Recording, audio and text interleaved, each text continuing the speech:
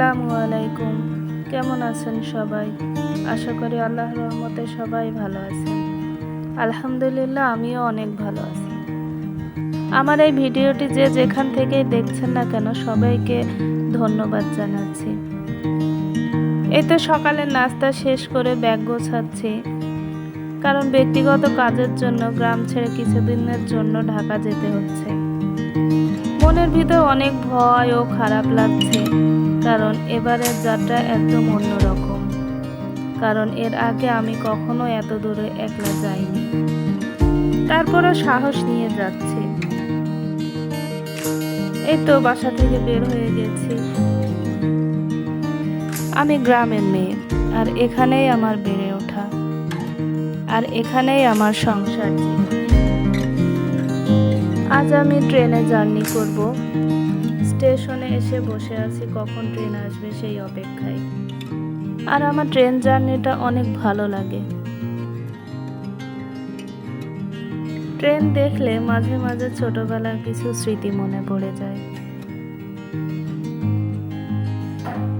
যখন আমি দ্বিতীয় শ্রেণীতে পড়ি, তখন ট্রেন কবিতাটি পড়েছিলাম। ট্রেন কবিতাটি পড়ে আমার মনে অনেক কল্পনা জল্পনা তৈরি হয়েছিল,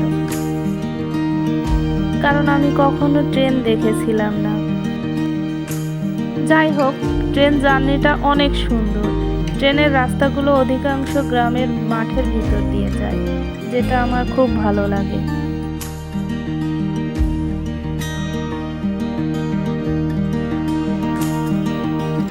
সবুজ শ্যামলে ঘেরা পরিবেশ আমার অনেক ভালো লাগে।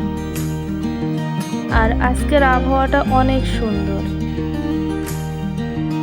এবং ঝলমলে রোদ, বেশ সুন্দর আবহাওয়া।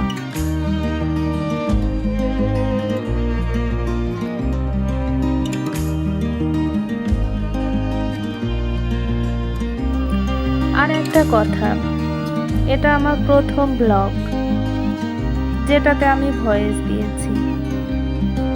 অনেক ভুল ত্রুটি হতেই পারে, কিন্তু আপনারা কিছু মনে করবেন না।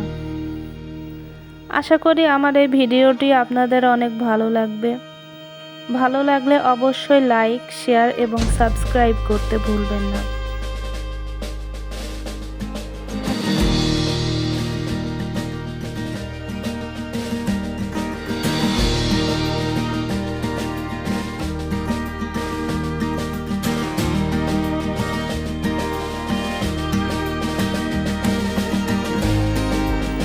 এই তো দেখতে দেখতে বিকেল থেকে সন্ধ্যা গড়িয়ে আসছে। পশ্চিম আকাশে সূর্য ডোবাও শুরু করছে।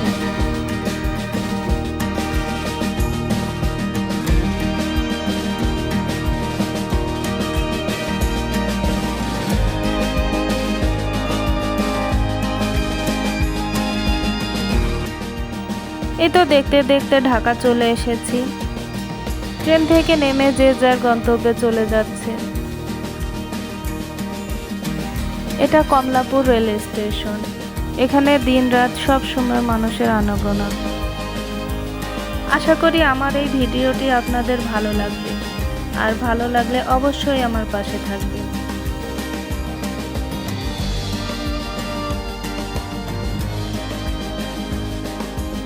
পরবর্তী ভিডিও দেখার আমন্ত্রণ জানিয়ে আজকে এখানে বিদায় নিচ্ছি।